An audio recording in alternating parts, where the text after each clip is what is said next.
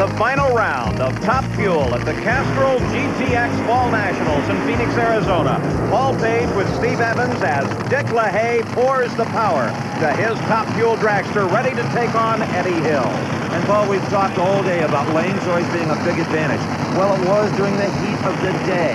As you can see, the lights are on, the sun is setting here in Arizona, and I don't feel lane choice is quite as big a deal as it was. Look at the nitro flames looking at the wing on Eddie Hill's car. Those are present in the daytime. You just can't see them.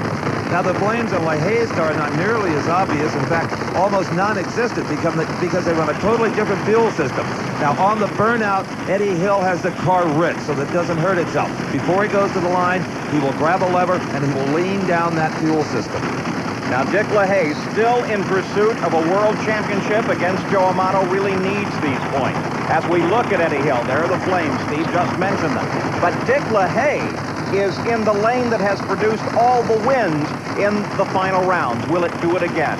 Eddie Hill motors that car up to the line. Dick LaHaye idling as well, waiting for the start. This is the third opportunity this season Eddie Hill has had to win his first ever NHRA national event. He's come up short twice, would certainly like to finally get into the win column.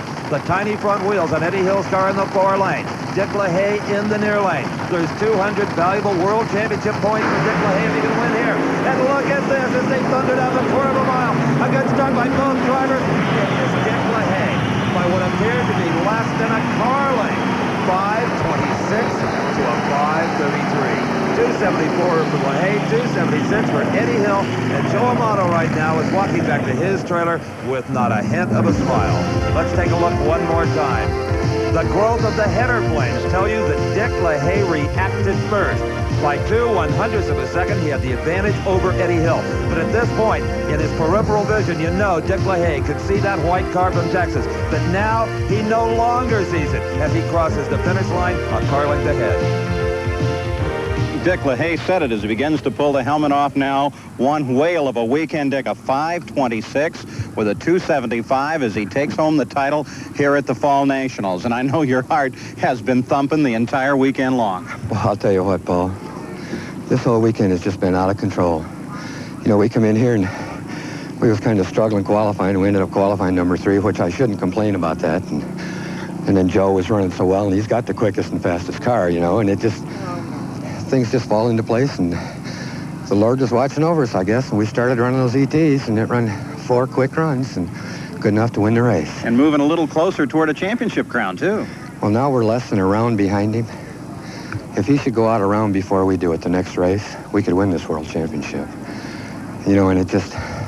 one thing I've got to do, and I've got to do this. Castrol GTX puts this race on every year. I have won every one of their races in the last 2 years, 4 of them in a row. And John Gardella is going to be out of control. Great for you, great for them. What a great day. Thank you. All right, thanks, Dick LaHaye. Dick talking about John Gardella, the racing director for Castrol. And Dick, I've got to agree, it's been a whale of a weekend. In Pro Stock, Bob Glidden won his 7th race of the season. And Pat Austin proved why he is the top alcohol funny car world champion. And of course, Dick LaHaye won Top Fuel. Well, right now, Paul is with the man that Dick LaHaye had to beat for the title here today in Phoenix. Well, Eddie Hill, it looked like you were closing down on him toward the end. It seemed like we were, too, but we ran out of room. I think we ran a little faster. It felt like we did. Well, you were definitely running faster, a 5:32 with a 276 to his 275 through the traps. We were pulling on him a little, but it waited too late to do it. What were the 2 ETs? He came through with a 5:26. You're at a 5:32. Well, did we haze the tires out in the mid-range again like we've been doing? I wish we could tell from down here. I couldn't tell. Well, we gave it a good shot. We ran good. Ran pretty fast. Yeah. Congratulations, baby. Oh, sorry, babe, we didn't win. Not good speed. Yeah, really. Well, they knew we were here, I believe. Yeah, they did. Good. Eddie Hill, runner-up, Top Fuel at the Fall Nationals. Steve? Thank you, Paul, and so long, everyone, from Phoenix. The executive producer of American Sports Cavalcade is Harvey M. Balish. The supervising producer is